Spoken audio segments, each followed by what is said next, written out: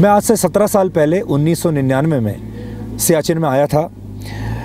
अब हम 2016 में हैं। दुनिया बहुत बदल चुकी है, आपने भी देखा होगा। ये 17 साल में सब कुछ बदल चुका है, लेकिन जब सियाचिन में आते हैं तो ऐसा लगता है कि कुछ नहीं बदला। यहाँ के हालात नहीं बदले, ये आज भी उतना ही दुर्गम है, ये आज भी उतना ही मुश्किल है। यहाँ ज़िंदा रहना आज भी उतना ही मुश्किल है जितना 17 साल पहले था। हाँ, एक बात की कमी मैं ज़रूर यहाँ पर देख रहा हूँ। जब पिछली बार हम लोग यहाँ पर आए थे तो बर्फ़ की मात्रा इस बेस कैंप में काफ़ी ज़्यादा थी, और इस बार यहाँ पर बर्फ़ थोड़ी कम नज़र आ रही है, और उसकी एक बहुत बड़ी वजह ग्लोबल वार्मिंग हो सकती है। सियाचिन हमेशा से सर्द और बेरहम रहा है, लेकिन ग्लोबल वार्मिंग की वजह से हमारे सैनिक एक तरह से बर्फ की ऐसी दीवार से घिरे हुए हैं जो लगातार कमजोर होती जा रही है। आज आपको सियाचिन ग्लेशियर से एक नई चीज़ दिखाते हैं। जब भी आप ग्लेशियर्स के बारे में सोचते हैं, कल्पना करते हैं, तो आपके जहन में सबसे पहले बर्फ़ आती होगी, यानी स्नो। और जब आप स्नो के बारे में सोचते हैं तो आपके जहन में, आपके दिमाग में सफ़ेद रंग आता होगा, क्योंकि बर्फ़ सफ़ेद होती है। लेकिन आज मैं आपको कुछ और दिखाने जा रहा हूँ। ये मेरे पीछे एक ग्लेशियर है। यहाँ से हो सकता है दूर से आपको ऐसा लग रहा हो जैसे शायद ये एक कोई कोयले की खान हो या कोई कूड़े का ढेर हो, लेकिन ये असल में एक ग्लेशियर है। और ये जो काला रंग जो आप देख रहे हैं, ये असल में बर्फ़ है, स्नो है, जो धीरे धीरे वक्त के साथ साथ जब ये पिघलती गई और इसके ऊपर एक नई एक लेयर जमती चली गई, और धीरे धीरे ये सफ़ेद बर्फ़ जो एक ज़माने में हुआ करती थी, अब ये बर्फ़ काली पड़ गई है। 3 फरवरी 2016 को बर्फ की एक ऐसी ही दीवार ढह जाने से 19 मद्रास रेजिमेंट के लांस नायक हनुमंथप्पा अपने 9 साथियों के साथ 19,500 फीट की ऊंचाई पर बर्फ में दब गए थे। साथियों की जान तो नहीं बचाई जा सकी, लेकिन एवलांच आने के 6 दिनों के बाद हनुमंथप्पा को -45 डिग्री तापमान में 35 फीट बर्फ के नीचे से जिंदा निकाल लिया गया था। हालांकि 11 फरवरी 2016 को दिल्ली के एक अस्पताल में हनुमंथप्पा शहीद हो गए, लेकिन हनुमंथप्पा ने दुश्मन से लड़ते हुए नहीं, बल्कि कुदरत से लड़ते हुए देश के लिए अपनी जान न्यौछावर कर दी। आप सबको याद होगा 3 फरवरी 2016 को सियाचिन में 20,500 फीट की ऊंचाई पर 19 मद्रास बटालियन के 10 सैनिक हिमस्खलन की चपेट में आ गए थे, और ये तमाम लोग बर्फ़ के नीचे दब गए थे, जिसमें लांस नायक हनुमंथप्पा भी शामिल थे। पूरे देश को, किसी को भी ये उम्मीद नहीं थी कि इनमें से कोई भी बचा होगा। उसके बाद 6 दिन के बाद एक खबर आई कि लांस नायक हनुमंथप्पा अभी भी जीवित हैं, उनकी सांसें चल रही हैं। लगभग 6 दिन तक वो 35 फीट बर्फ़ के नीचे दबे रहे। उसके बाद वहाँ रेस्क्यू ऑपरेशन शुरू हुआ। लोगों ने उनको निकाला। रेस्क्यू ऑपरेशन में उन्हें ज़िंदा निकाल लिया गया, और ये अपने आप में एक चमत्कार था। और फिर उन्हें दिल्ली ले जाया गया।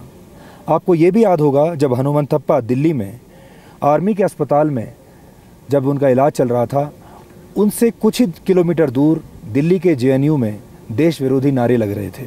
और तब भी हमने ये कहा था कि हनुमंथप्पा को कैसा लगता होगा जब उन्हें ये नारे वहाँ तक सुनाई देते होंगे। सुनाई देने का मतलब है कि एक ही शहर में हनुमंथप्पा जैसा बहादुर सिपाही, जो कि अपनी जान जोखिम में डालकर इसी देश के लोगों के लिए अस्पताल में मौत के साथ संघर्ष कर रहा है, और उसी शहर में यानी दिल्ली में थोड़ी दूरी पर JNU में लोग कश्मीर की आज़ादी के नारे लगा रहे हैं, पाकिस्तान के पक्ष में नारे लगा रहे हैं। मद्रास रेजिमेंट के साथ हुई इस दुर्घटना ने पूरे देश को एक तरीके से हिलाकर रख दिया था, और उसके बाद एयरफोर्स हरकत में आई थी। उस रेस्क्यू ऑपरेशन में एयरफोर्स का बहुत बड़ा हाथ था, और हम इसी के बारे में आज बात भी करेंगे और आपको बताएंगे कि ये जो रेस्क्यू ऑपरेशन हुआ था, जो एयरफोर्स ने जब ये किया था, वो रेस्क्यू ऑपरेशन कैसे हुआ था। मेरे सहयोगी कृष्ण मोहन मिश्रा ने मद्रास रेजिमेंट के कमांडिंग अफसर से इस बारे में बात भी की थी, और तब उन्होंने क्या कहा था ये भी आज आपको सुनना चाहिए।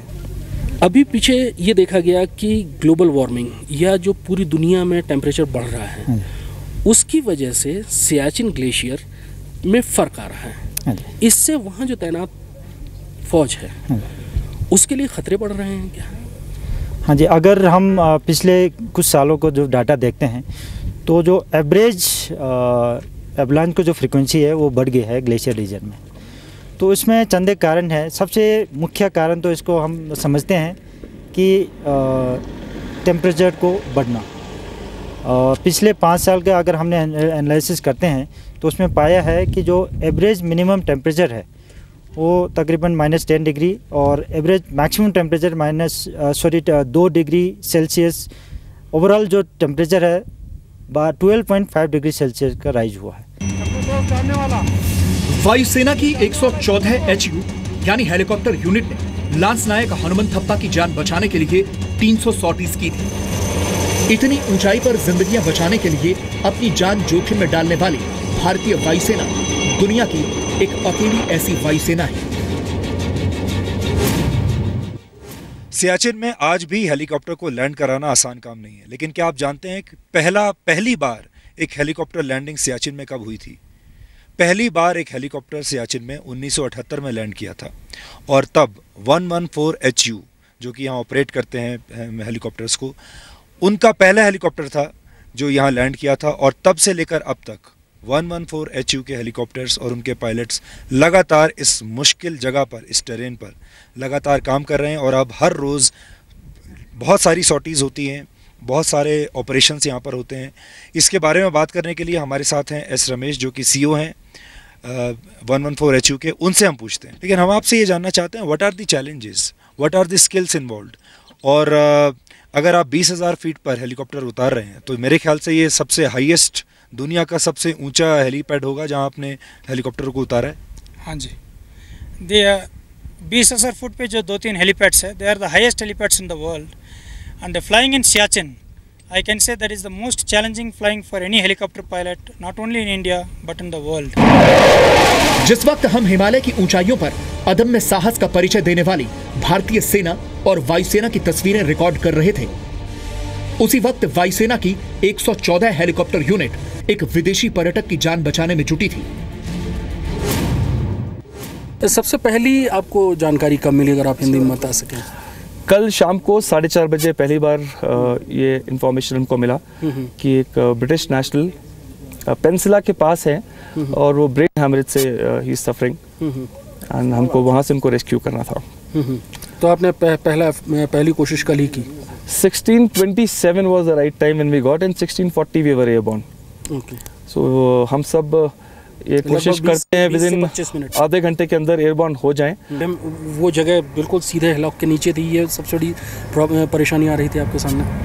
हिलॉक के पास थी एंड एक्चुअली प्रिपेयर नहीं होता सरफेस, तो उस चक्कर में काफ़ी धूल उड़ता है पॉइंट नंबर 1। और जो प्लेस उन्होंने चूज़ किया था that was in a river bed, तो बहुत छोटे छोटे कंकड़ पत्थर वगैरह भी उड़ के वो हेलीकॉप्टर्स में लड़ रहे थे। तो इसलिए I didn't ask my number 2 to land and pick up the attendant. I picked up both of them and came back.